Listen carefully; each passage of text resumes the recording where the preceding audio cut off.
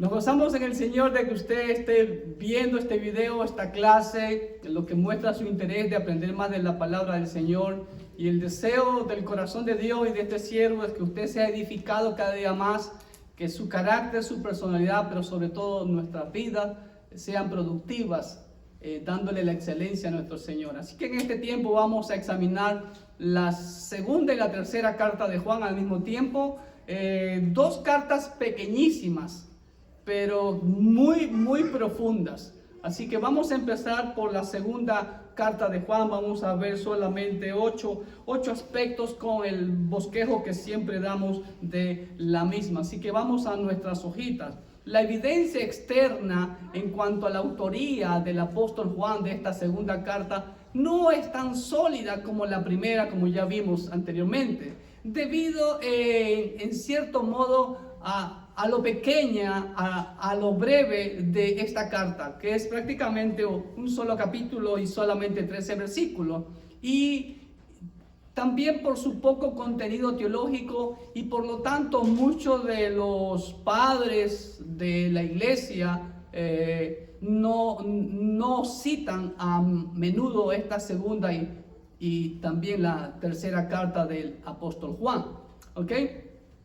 Existe evidencia de que Ireneo de León, al de la izquierda es Ireneo de León, y el de la derecha también es Clemente de Alejandría. Existe evidencia de que Ireneo de León vincula la segunda de Juan a primera de Juan, y que Clemente de Alejandría había oído hablar de más de una epístola del apóstol Juan. Esas son las pocas evidencias que tenemos con respecto a los padres posapostólicos de la segunda y la tercera carta de Juan. Número 3. La evidencia interna de la segunda carta de Juan está estrechamente relacionada con la primera carta, y aún la tercera carta, como vamos a ver, también está estrechamente relacionada con la segunda y por ende con la primera, y también sobre todo con el evangelio del apóstol Juan, con el cuarto evangelio.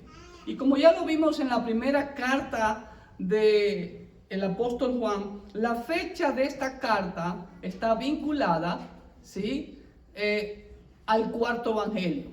Van de la mano, por así decirlo, y de las otras cartas de Juan. Algunos proponen del año 80 al 85 después de Cristo, pero ciertos estudiosos les parece más acertado fecharla a inicio de los 90 después de Cristo. No, una fecha posterior a ella no sería dable, porque si tomamos en consideración, ya habían pasado 90 años del nacimiento de nuestro Señor Jesucristo aproximadamente, y considerando que ya había pasado mucho tiempo, Juan era el más joven de todos, ¿no es verdad? Pero es lo que los eruditos dan a entender. La carta fue escrita muy probablemente desde la ciudad de Éfeso, en donde se cree que el apóstol Juan murió después de su exilio en la isla de Patmos. Número 5. ¿Cuál es el tema central de esta pequeñísima carta? El tema central lo vemos en la palabra más repetida en esta carta: la verdad. Palabra que aparece 5 veces. Pero ¿qué es la verdad? La verdad en su relación con la vida cristiana. Esta verdad no es solamente la palabra de Dios, el conjunto de verdad que llamamos las Escrituras, sino también, sobre todo, nuestro Señor Jesucristo, quien, siendo el tema central de todas las Escrituras, es la verdad encarnada. Juan 14:6, él mismo dijo: yo soy el camino, la verdad y la vida. Nadie va al Padre sino por mí. Pilato le preguntó a Jesús: ¿qué es la verdad? Y Él es la verdad. La verdad es una persona, el camino es una persona, la vida es una persona, Cristo Jesús, el dador de vida y de vida eterna. Número 6. ¿A quiénes va destinada esta segunda carta de Juan? Hay mucho debate con respecto a quiénes son los destinatarios de esta segunda carta de Juan. ¿Por qué? Porque el versículo 1 dice: el anciano, a la señora elegida y a sus hijos, a quienes yo amo en la verdad, y no solo yo, sino también todos los que han conocido la verdad. ¿Ok? Entonces hay debates si es que realmente muchos dudan de que realmente esté dirigido a alguna matrona cristiana y a su familia, sino que muchos creen, se inclinan a que es dirigida a una congregación local. Y por ende, claro, todo libro de la Biblia está dirigida al pueblo de Dios, ¿ok? En su generalidad. Pero creemos que pudo haber sido una congregación local que de pronto se congregaba en una de esas casas templo como era típico en el primer siglo. Número 7. ¿Cuál es el propósito de esta casa? De esta carta, perdón. El propósito de esta carta era, como ustedes ven ahí. ¿Qué ven ahí? Miren, un lobo disfrazado de oveja en medio de las ovejas. Entonces ya entienden cuál es el mensaje, ¿no? El propósito de esta carta es advertir de que no reciban a predicadores ambulantes o itinerantes que profesaban falsas doctrinas. Estos son anticristos, dice el apóstol Juan, porque no perseveran en la doctrina de Cristo. Ya lo había dicho en la primera carta, ¿no? Y también vemos aquí que él advierte, dice, porque muchos engañadores, no pocos, muchos engañadores han salido por el mundo, que no confiesan que Jesucristo ha venido en carne. Quien esto hace es el engañador y el anticristo. Mirad por vosotros mismos para que no perdáis el fruto de vuestro trabajo, sino que recibáis galardón completo. Esa es siempre la insistencia de Pedro, de Juan y de todo buen siervo, para que sus hijos espirituales estén en obediencia, no se aparten de la sana doctrina, para que no pierdan galardón, ¿ok? Las recompensas, los premios que vamos a recibir en el bimá de Cristo. Cualquiera que se extravía y no persevera en la doctrina de Cristo, nuevamente, la doctrina singular, no hay doctrinas, hay una sola doctrina que abarca muchas cosas. La doctrina de Cristo, no doctrina pentecostal, bautista, metodista, etcétera, etcétera. Solo hay una doctrina en la Biblia, es la doctrina de Cristo.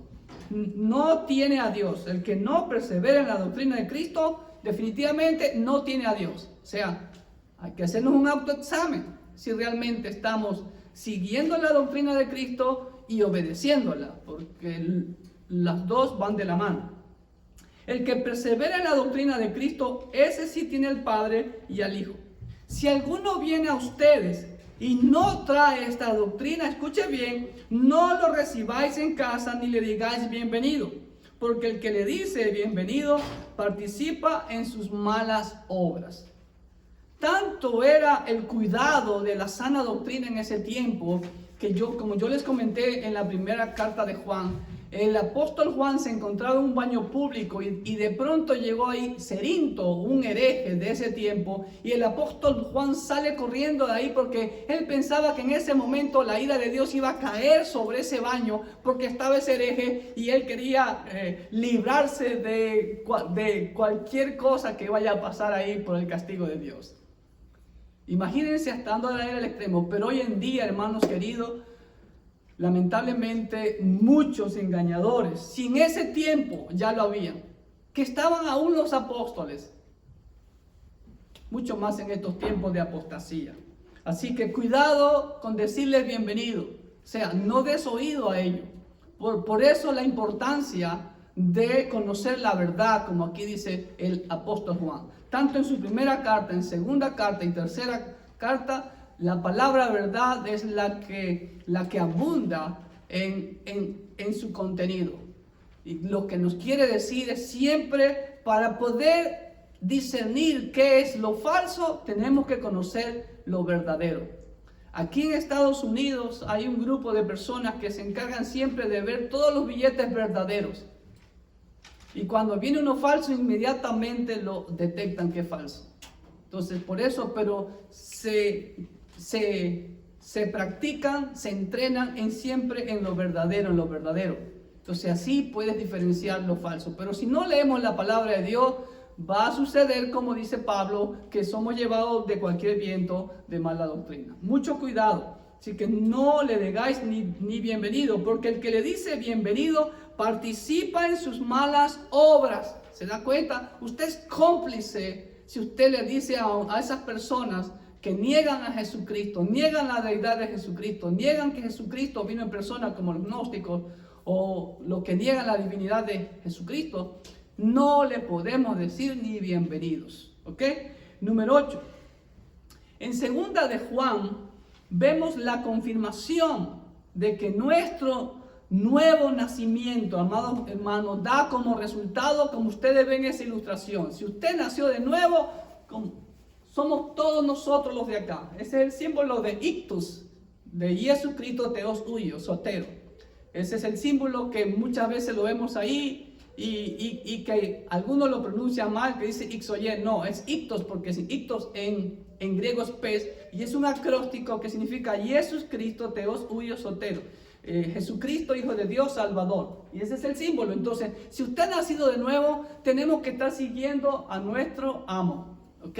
Siguiendo sus pisadas, como él dijo, ¿no? Vemos la confirmación de que nuestro nuevo nacimiento da como resultado el obedecer los mandamientos. Palabra que aparece 4 veces en esta pequeña carta de solo 13 versículos.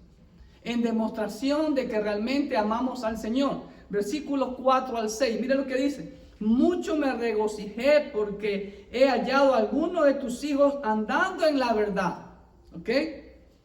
¿Cómo se gozó el apóstol Juan de que algunos, pero va a ver usted en la tercera carta de Juan, ya se amplía el gozo del apóstol. ¿Ok? Y eso es un gozo enorme para nosotros, que nuestros hijos espirituales anden en la verdad, conforme al mandamiento que recibimos del Padre. Y ahora te ruego, Señora, no como escribiéndote un nuevo mandamiento, sino el que hemos tenido desde el principio, que nos amemos unos a otros. Y este es el amor, que andemos según sus mandamientos nuevamente. Sí, este es el mandamiento otra vez, que andéis en amor como vosotros habéis oído desde el principio. Entonces, y en Juan 14:15, que dice la palabra del Señor, nuevamente Juan dice lo mismo. Si me amáis, el Señor Jesús dice, guardad mi mandamiento. Una prueba de que realmente somos amantes de nuestro Señor, seguidores de nuestro Señor, es que lo amemos y le obedezcamos. Si no obedecemos, no podemos decir que le amamos. Y como dice aquí claramente, no tiene a Dios. ¿Ok? Y por último, el pequeño bosquejo de esta segunda carta. Un solo capítulo, 13 versículos, y lo he bosquejado de la siguiente manera. Los 3 primeros versículos, la introducción, versículos 4 al 6, la demostración que amamos a Cristo, nuestra obediencia. Sin obediencia no hay bendición también. Número 3, los que no perseveran en la doctrina de Cristo son anticristos. Así de fácil y sencillo, dice el apóstol Juan. Directo, no indirectamente, directamente. Número 4, la conclusión, que son los versículos 2 y 13, que dice: tengo muchas cosas que escribiros, pero no he querido hacerlo por medio de papel y tinta, pues espero ir a vosotros y hablar cara a cara, para que nuestro gozo sea cumplido. Los hijos de tu hermana, la elegida, te saludan, amén. Posiblemente se refería a otra iglesia hermana. Así que por eso es que algunos eruditos concluyen de que se dirigía a una iglesia local. Y vamos a analizar la tercera carta del apóstol Juan. Una carta también pequeña. Esta carta tercera de Juan, un poquito más extensa que las segundas, con solo 2 versículos adicionales, también tiene su característica, que habla directamente y también habla sobre la verdad. Así que vamos a ver ciertos puntos. Aquí tenemos unos puntos más que en el anterior. Eusebio de Cesarea, que nació en el año 260 y falleció en el 340, se lo conoce como el padre de la historia del cristianismo. Eusebio compiló mucha información de la iglesia de los primeros siglos. Él también fue asesor se cree que fue asesor de Constantino el Grande. Así que pues le debemos mucho a Eusebio de Cesarea. Pero lamentablemente Eusebio de Cesarea y muchos eruditos modernos afirman que el autor del Evangelio y esas 3 cartas de Juan no fue el apóstol Juan, sino otro Juan llamado el anciano, quien se presenta a sí mismo en esta segunda carta y en la tercera carta. Ya leímos el primer versículo de segunda de Juan, dice el anciano a la señora. En esta tercera carta dice el anciano a Gayo. ¿Ok?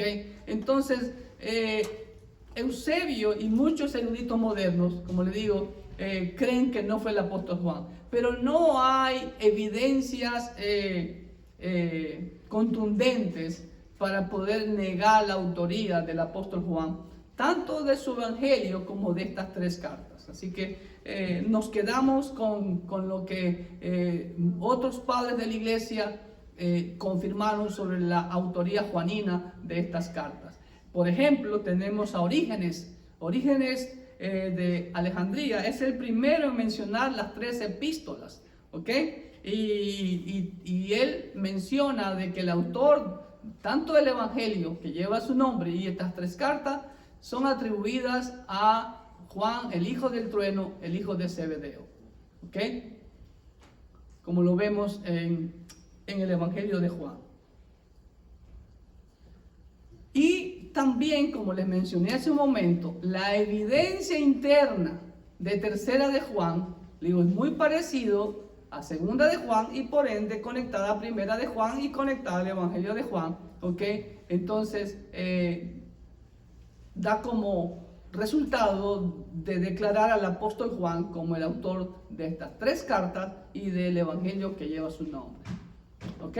Número 4. La fecha de esta carta, lo mismo como vimos en segunda y en primera de Juan, ¿sí? La fecha de esta carta está vinculada con la fecha del 4.º evangelio y de las otras cartas de Juan. Algunos proponen, como ya mencioné, del 80-85, pero parece más acertado fecharla a inicios de los 90. Y también la carta muy posiblemente fue escrita desde la ciudad de Éfeso.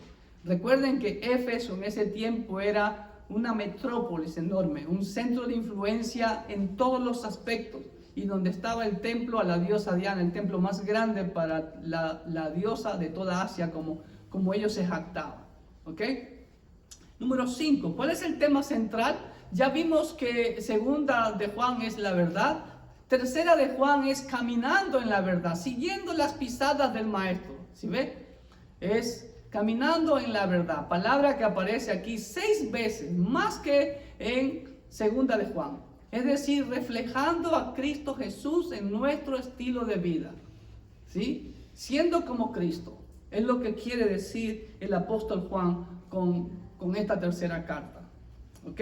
El destinatario de esta carta lo da el mismo autor, Gayo.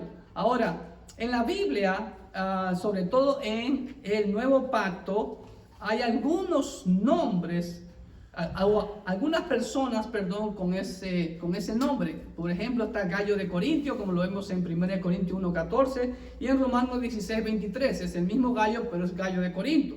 También está el Gayo de Macedonia, de Hechos 19:29, y tenemos otro hermano, Gayo de Derbe, nombrado en Hechos 24. Pero este Gayo es totalmente diferente a los otros.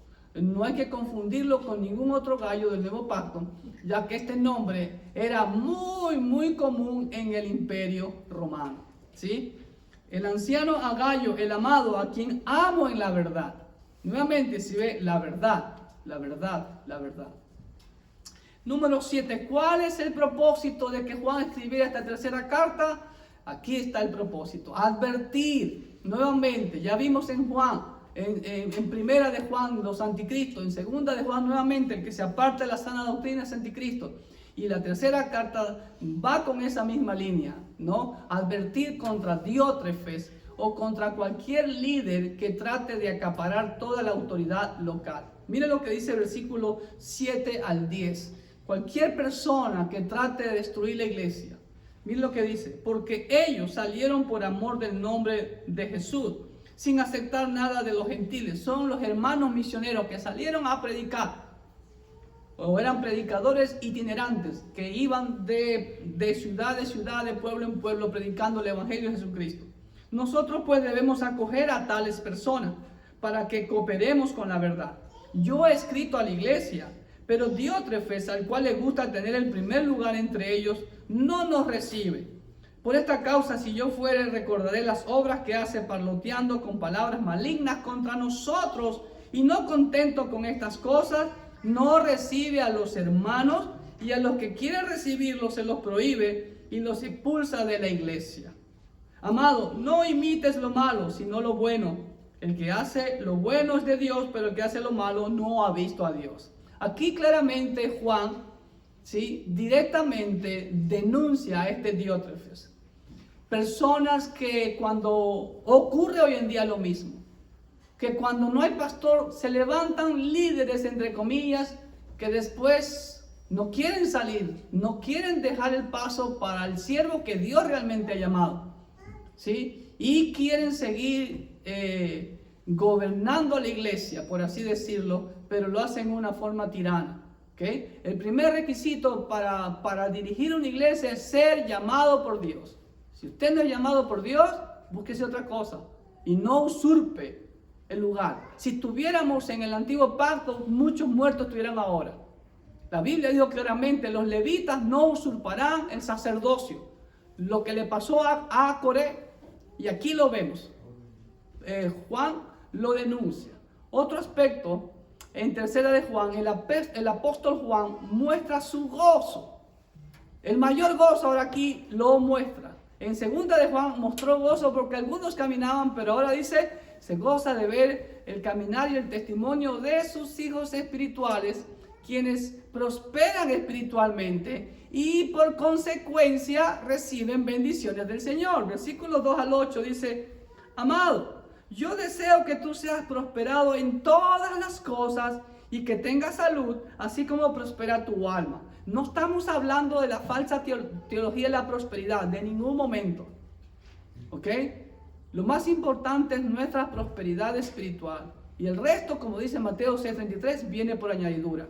No buscando las cosas de este mundo, sino buscando ser próspero en llevar frutos para el Señor. ¿Ok? Pues mucho me regocijé. Miren lo que dice, mucho me regocijé cuando vinieron los hermanos y dieron testimonio de tu verdad y de cómo andas en la verdad. No tengo yo mayor gozo que el oír que mis hijos andan en la verdad. Wow, ese es un versículo que nos llena a nosotros, los siervos de Dios. El regalo más grande que nos pueden dar nuestros hijos espirituales, así como nuestros hijos carnales, es que sean obedientes. Y mucho más también nuestros hijos espirituales que anden en obediencia a la palabra de Dios. Amado, fielmente te conduce cuando prestas algún servicio a los hermanos, especialmente a los desconocidos, los cuales han dado ante la iglesia testimonio de tu amor, y harás bien en encaminarlos como es digno de su servicio a Dios, para que continúen su viaje, porque ellos salieron por amor del nombre de Jesús, sin aceptar nada de los gentiles. Nosotros pues debemos acoger a tales personas para que cooperemos con la verdad, todo lo que sea de edificación. Ahí puse Selah, una pequeña meditación, meditar en esto, en esta verdad, ¿sí? Lamentablemente hoy en día vemos personas en las iglesias que quieren solo bendiciones y bendiciones y bendiciones, pero no hay obediencia. Sin obediencia no hay bendición. Lo dice el Señor, Deuteronomio capítulo 28, léalo, a mí no me crea. Lamentablemente muchas veces la gente tiene un mal concepto de lo que es iglesia. En la iglesia venimos a capacitarnos para cumplir la misión, la obra que el Señor nos encomendó, ir por todo el mundo y hacer discípulos. Si usted viene con otra motivación, está totalmente equivocado. Amén. Número 9. Juan nos enseña que un amante del Señor, que camina en la verdad, como es el tema de esta carta, es un buen hospedador de los hermanos. Versículo 5-8, ya vimos, dice, nosotros pues debemos acoger a tales personas para que cooperemos con la verdad. Hebreos 13:12 también nos exhorta a la hospitalidad.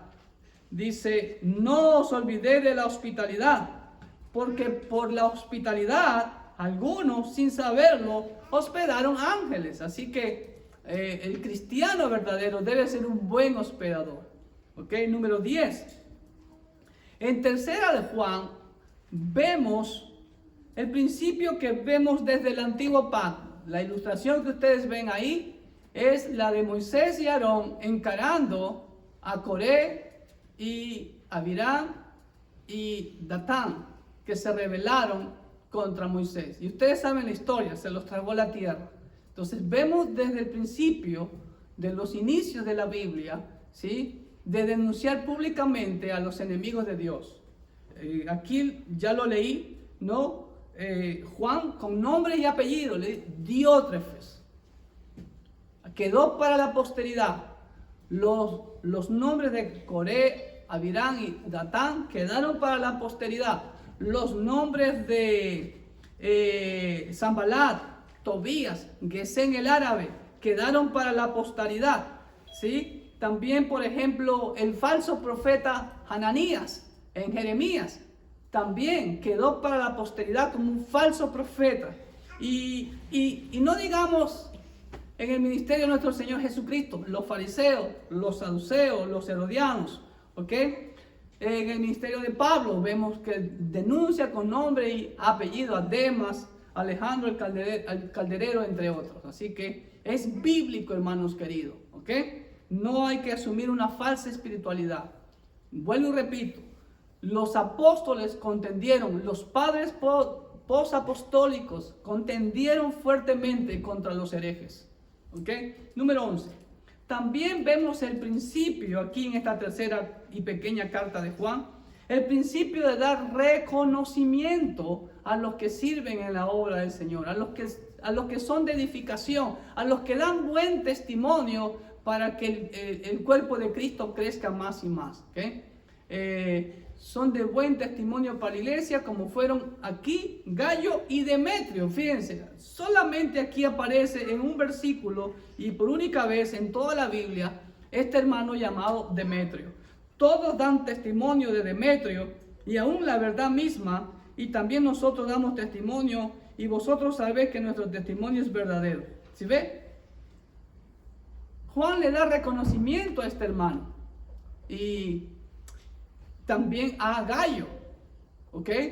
Más se refiere a Gayo que a Demetrio, pero es bíblico. En 1 Corintios 16, mire lo que nos ordena el apóstol Pablo. 1 Corintios 16, del 15 al 18, dice así: hermanos, ya sabéis que la familia de Estéfanas es las primicias de Acaya, y que ellos se han dedicado al servicio de los santos. Os ruego que os sujetéis a personas como ellos y a todos los que ayudan y trabajan. Me regocijo con la venida de Estéfanas, de Fortunato y de Acaico, pues ellos han suplido vuestra ausencia, porque confortaron mi espíritu y el vuestro. Reconoced, imperativo, pues a tales personas. Entonces es bíblico dar reconocimiento a los hermanos que sirven en la obra del Señor por cualquier trabajo que se haga, porque muchas veces solamente nos fijamos en los que nos paramos en el púlpito. No, los que limpian, los que preparan la comida, los que cortan la yarda, como nuestro Kevincito, etcétera, etcétera, etcétera. ¿Ok? Y por último tenemos el bosquejo de esta tercera carta de Juan, que lo he hecho de la siguiente manera: un solo capítulo, 15 versículos, introducción y saludo, los dos primeros versículos. El gozo del siervo de Dios por la obediencia de sus hijos espirituales, versículos 3 y 4. La hospitalidad del que ama a Cristo, versículos 5 al 8. ¿No? Wow, es una bendición realmente hospedar a un siervo de Dios. Número 4, confrontando el despotismo y tiranía dentro de la iglesia, Diótrefes, versículos 9 al 11. Versículo 12. Lo he separado también, el buen testimonio de Demetrio, no quería dejar aparte a Demetrio. Y por último la conclusión, y la conclusión es muy similar a la segunda de Juan, que dice así: yo tenía muchas cosas que escribirte, pero no quiero escribírtelas con tinta y pluma, porque espero verte en breve y hablaremos cara a cara. ¿Sí ve la similitud? La paz sea contigo, los amigos te saludan. Saluda tú a los amigos, a cada uno en particular. Así que mi amado hermano, espero que este pequeño estudio panorámico de 2 y 3 de Juan nos haya hecho reflexionar sobre la verdad. Estamos caminando en la verdad y tenemos que empaparnos de la verdad y rechazar toda mala doctrina. Ojo a lo que dice el Señor. Si usted no anda en la sana doctrina, no es de Dios. Lo dice la Biblia, no lo dice el pastor Clever ni lo dicen los bautistas. No, es doctrina de Cristo. Así que le animamos con todo nuestro corazón. Queremos gozarnos de que usted estudie la Biblia año tras año, al menos una vez en el año. Que el Espíritu Santo le dé esa fuerza y que Dios lo bendiga ricamente.